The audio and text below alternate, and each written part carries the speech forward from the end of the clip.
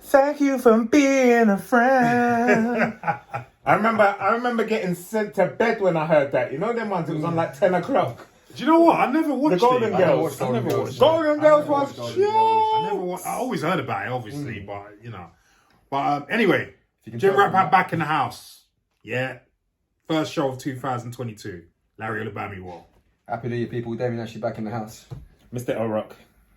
And we're here to give you our perspective as actors and gym rats on everything entertainment. So, as you saw, we were... Thank you for being a friend. There you go. So our first topic is the...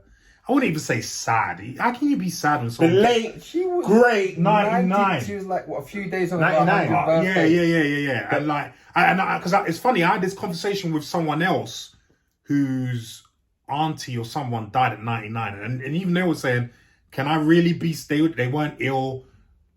You know, can I really be sad that they died at 99? They had a good So this life." is Betty White we're talking about. You didn't know already. If you didn't already know, Yes, Yeah. Betty White, the legendary the late actress, great. yes, whole heap of talented, you know. Mrs. Hollywood at one point. Actually, she Yes, was called, yeah. What's that? She was called Lady Hollywood at one point. Yeah, because she didn't back in. Yeah, she had a variety show, which we'll touch on in a bit. She sadly died at the age of 99, a few days away from her 100th birthday. So we just wanted to hail her up, you know, because not only was she a fantastic performer in a variety of fields, but she was also a champion, Advocate, anti-racist. Yeah. And I use the term anti-racist. I don't use the term, how can I put it, a non-racist, because there's a difference. But anyway, let me ask you first, Leon. What are your thoughts on Betty White and her fantastic career? And well, most people don't know her fantastic career. Yes, and that's true. That's true. Like maybe in the UK, not that much. But Betty White, obviously, as we know her from the Golden Girls, that's where I first was introduced to Betty White. Yeah. And as an adult, if you see her comedy timing, she is absolutely brilliant. She played the Dim, remember? Yeah. She played Dim. Yeah. Did you ever watch it? What, Golden Girls? Yeah. I watched a couple of episodes, but let me tell you something. When I tell you about comedy chops and comedy timing, she had it in abundance. Yeah. There's nobody that could write a comment and say otherwise. So obviously knew her from that. And I just know she's been an advocate for the less fortunate for many years. Her name's Betty Ann White. Yeah. And she's been around from when, you know, people were sitting on different buses or not getting on the bus. And you can't go into that coffee shop and this and that. Yeah, I mean, you could touch on it. I mean, and she doesn't shun anyone. A big part. I mean, what do you think of her career and who she was and so on and so forth? I touched on Betty White really incredibly late on her career. So my thing first was The Proposal when I saw her in that. So that's where I first saw her. And as Leon commented, her comic timing was fantastic. Brilliant. So much so that you brought her back for Deadpool. I always know, to be fair, the first thing I saw her in was Lake Placid. Okay, I did see her in that. Yeah, she's feeding the things to the crocodile. Yeah. But I mean, she's always been like, she's an icon of cinema in a way, but also radio. There's so much that she did, and I didn't actually know about the advocacy at all. I was not aware of that. I was only aware of the anti-racism side of things. I didn't know she was an advocate of just generally the less fortunate. So, yeah. More, I mean, she's always championing causes. Yeah, 100%, 100%, man, 100%. I mean, let's touch on because for me, obviously she's a fantastic performer, but you know, fantastic performers die every day. For me, you know, what I will remember her for was the story about the black tap dancer that she put on her variety show, which I think was on in the 50s or 60s. That's what I'm saying. And she was told, do not put this guy on because he's black. you know, and she basically didn't care, and she put him on 3 times, not just once, 3 times. And so the reason why I wanted to touch on this quite a lot is because I saw a comment when she died a few days ago. It was a few days ago, wasn't it? It wasn't too long ago. Yeah, a few days ago. I saw a comment on Instagram where someone was paying tribute to her, and a black person came on and said, "Oh, why are you giving her so much props for being anti-racist? You're supposed to be like you shouldn't be giving her so much credit." And I just thought to myself, what kind of idiot are you? Do you know what I mean? Like, my thing is this.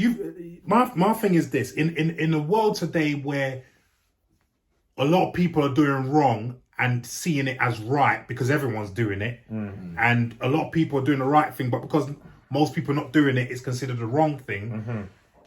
And now we're talking about today. Back in those days, think about the strength it took for a white woman as well. You got to remember, she's not a man, she's a woman. So she has even less power. Yeah, she was a second-class citizen then. Even then, right? And she took it upon herself at a time when it's not just about cancelling you. You could die. You know, you could die. Someone could easily have said, right, I'm going to shoot you. You're an N lover. Right. You're an N lover. Burning cross on your house. Yeah. Thank you. We're talking about the days of the Ku Klux Klan. Yes. So, you know, and even though we know it was the right thing to do regardless, to have the strength of character to do the right thing at that time when everyone else was doing something completely different. They're just looking out for themselves. Right. Do you know what I mean? Like, for me, not that I blame people, because not everyone's brave. Yeah. Do you know what I mean? Some people are so fearful of losing what they have. I understand that, but you know, but it's people like her. The quintessential thing for me is that, and because we have these arguments all the time, like they had this argument about Colston statue today because of the cut off. My thing is always, you know what's right and wrong. Everyone, no matter who you are, you know. You don't need to be. You don't need to be told what's right and what's wrong. You know, if you're an adult, anyway. It's called a conscience. Right. It's called a conscience. You don't need to go church. You don't need to go mosque to know when something feels wrong. Right. So, you know, thinking you're better than another human being just because of the color of your skin is wrong. You don't need to be told that. You know what I mean? It's just so. You know, just because a society at that time was thinking that doesn't mean you need to think it, even though. But I get what Leon is saying. The threat of violence and danger. Yes. Like, am I going to risk my family? Yeah. Just say, do you know what I mean? Yeah. Am I going to risk my family? Yeah. And I'm feeding them right now. First of all, I could be cancelled in that way. Yeah. And then, you're an N lover. Tutus, my house is burning down, and my kids are at home while I'm filming. And that was a very real possibility at them time. Yep. So that person really angered me when they said that, because obviously they have no knowledge of that time. I mean, now, of course, but at that time, you know, there was a serious risk of you dying if you were promoting black people on TV. So for her to do what she did, I commend you. You know what I mean? And for me alone, you're a legend. Do you know what I mean? And as I told you guys, someone recently came on Twitter and talked about this, and she said, because I'm a badass bitch. So that just tells you the mark of the woman. She just don't care. She just don't care. And I love that. And I'm always, and I know you guys are as well, but I'm always a champion of people who decide to do the right thing in spite of adversity. And I think we should champion that, because then it encourages more people to do the same. Do you know what I mean? Yeah. So I do not agree with that person, and I think we should hail up Betty White as a prominent anti-racist. Some are leaders and some are followers. Yeah. And she led and others did follow. Yeah. You know? Yeah. Because, you know, we should always hail up our allies in the fight against racism. It's as simple as that. Like the boys that pulled down the statue. There you go. Big up to you. Yeah, was it 4 white boys, wasn't it? 4 white boys. So dragged down the statue. Big up to you. Ain't trying to hear about democratic practices and shut up. Anyway. But then I think, if it was for black boys, that's the cynic in me. That's Yeah, the cynic. yeah. I don't know what it but is. we're going away from I'm ourselves. just saying. I'm just saying.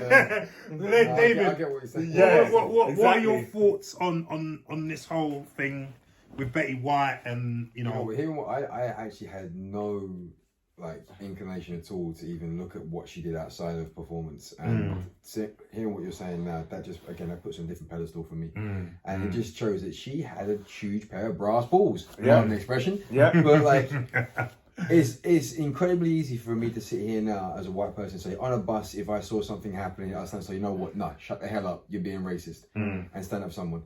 You put me back 50 years ago, I can sit here and say, yeah, I'll do that, I'm standing up. You don't know. Yeah. Would yeah. at that point in that time, I this have is what no I said. idea. It's the threat.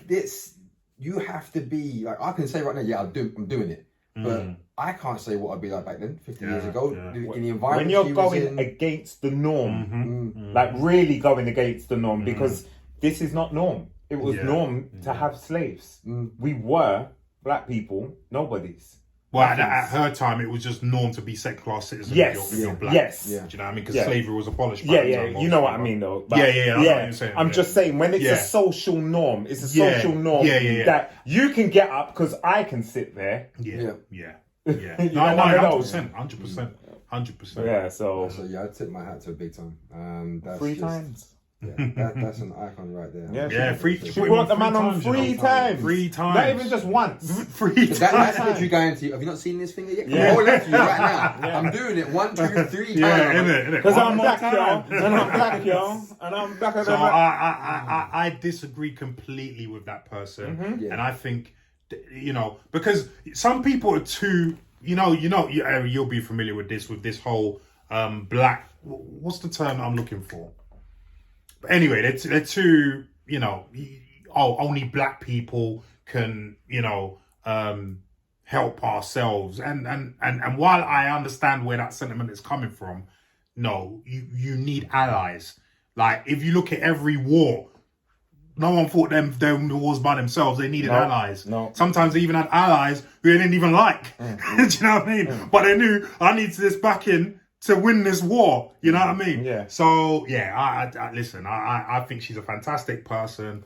Obviously, I don't know her, but what I know of her, I think she's fantastic. She's a fantastic performer. And big up Betty White. Salute. What do you think? You like Betty White? Or you don't really like her? If you don't message me. Yeah, but let us know what you think in the comments down below.